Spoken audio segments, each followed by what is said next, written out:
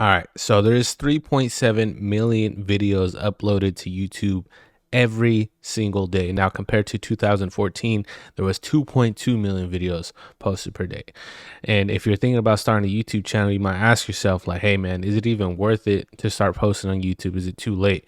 And those were the kind of questions I was asking myself before I started. Now, in 2023, in April, I decided, yo, I'm going to post every single day. I'm going to make a video, edit it, post it, and we are 305 episodes in, I believe.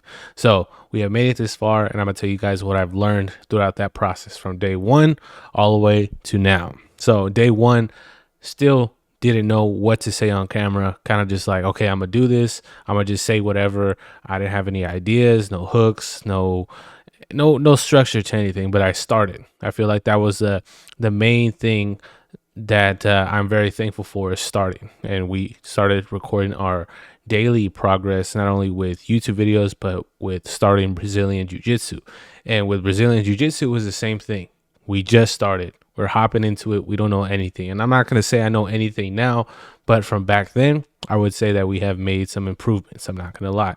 That being getting out of our comfort zone, knowing that each day is going to be a new task. Once you go to training, once you go to the gym, you know you're going to have more roles, you're going to learn new technique, and you're going to test yourself to your past self. And I feel like that's what it's all about, is not comparing yourself to other people, comparing your own progress with yourself.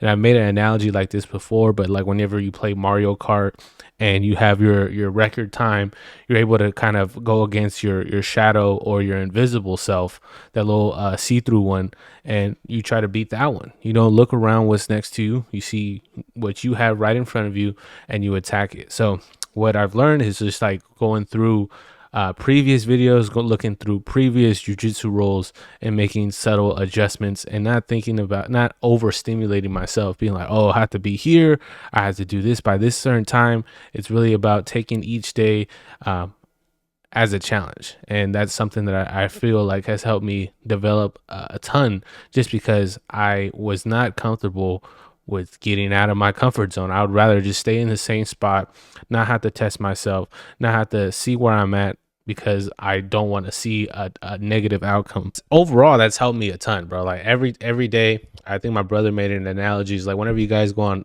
Canvas, or you guys are at college, and you guys, have a new assignment, a new homework assignment, you have to make sure that you're pushing yourself. And I feel like that is kind of the same kind of general idea when I have these videos. It's something where I'm able to kind of express myself in something that I really want to put my time in. And I feel like it really comes off, especially to the viewer, that if you really care about something and you put the time and effort and energy into a craft, it really shows. And I feel like doing it for your own type of reasoning might help you to make your own channel and really have you care for it. Because if you don't care for it and you really care for what other people think about it, it might take away that love that you generally had. And I've had that happen with other things. I used to collect sneakers, and I used to play basketball all the time, and then eventually it led to me caring about other people, caring about my thing that I did, that I self-identified with. And I want to make sure I'm not self-identifying too much with the things that I'm doing. Like if I do jiu-jitsu, if I do YouTube, just not taking it as a personality, because I happen to kind of shape my whole reality based around these few things, just because I care for them so much. And then in the grand scheme of things, I end up losing a lot of the things that I used to care about, or I do care about, but I just stopped, focusing on those types of things. And that's something that I noticed as well. It's like when you record every day, you really get to see what you think about, what you care about, where your time is going, and you're able to see it in on the screen. You're able to see it on the screen. You're seeing what you're doing, and it helps me like remember what I did. Like if I go back to like last week, I'm like, what did I even do last week? I'm like, oh yeah, I washed the car, I went to go get some groceries, I trained some jiu-jitsu, I worked on this technique. And just having that kind of time capsule can help you personally, especially if you're thinking about starting a channel, and you could look back and you could share with your family. You could go through all these events that you went through, because sometimes it's like we're going through so much, we have so much like information at our disposal, it's hard to remember what you went through. So if you're able to go on vacation and you're able to see these things, and you're able to remember and keep it in this kind of imaginary like space. I mean, it's on the on the internet, but at the same time, it's like you're able to remember that for, you know, however long it's up there. So those are just some of the few things that I do appreciate from having a YouTube channel. Now, the downsides that I've noticed is like, yo, you have to show up if you want to or not. You made a promise to yourself, like, hey, I'm gonna show up, I'm gonna do my best. And sometimes you're motivated, sometimes you're not. And just getting through that kind of little mental hurdle is something that I still appreciate. Even though it's like, you know, sometimes it's draining, sometimes I don't have the best idea or execution. Just going after it and still trying is better than just giving up, if that makes sense. So some of the negative things, I mean, it does take a lot of time. You might not get exposure. There might be a lot of errors that you're making. And you just have to be, you know, you have to have patience with yourself. It's like with any other thing, there's going to be ups and there's going to be downs. But if you focus too much on the downs, you're just going to be, you know, you're not going to make any progress doing that. And that's some personal experience that I've dealt with many things. If it's school or just working on a homework assignment, just getting stressed out, just focusing on the negatives definitely eats away at me. So I'm just like trying to realize, like, hey, you take it one step at a time. You realize that your emotions and your feelings are real, but you deal with them a certain way. Just not giving up on yourself, man. I feel like that's super important, especially if you want to stay consistent. You want to see these numbers going up. You want to make sure, you know, people are sharing, liking, commenting.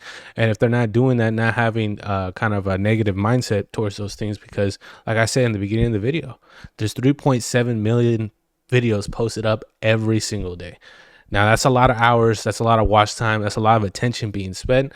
And also know, like, yo, it's a process. It's something that you chose to do. It's something that you really wanted to do. So you guys are just starting a YouTube channel like me, or you guys are thinking about starting one. That's why I kind of wanted to post more videos about my personal experience with posting, just because if you're able to relate and make connections with other people, you'll be able to understand and kind of feed off the energy and understand, like, yo, you're not alone. Starting a video, starting a channel is difficult, but if you're able to kind of trust the process and really evolve yourself daily, you gotta stay balanced. If a video does well, not getting too hyped. If a video does poorly, not getting too down on yourself. Just staying balanced, and that's something I try to implement. You know, from learning from others. That being like Kobe Bryant, he always mentioned about staying balanced. And I'm like, I was just at the crypto arena the other day, the Staples Center, and I'm like, bro, this is like Kobe's like house, bro. And I was just thinking about all the fans cheering, and then I'm like, okay, there was a bunch of fans booing as well. You know, if he played somewhere else and he had to deal with that energy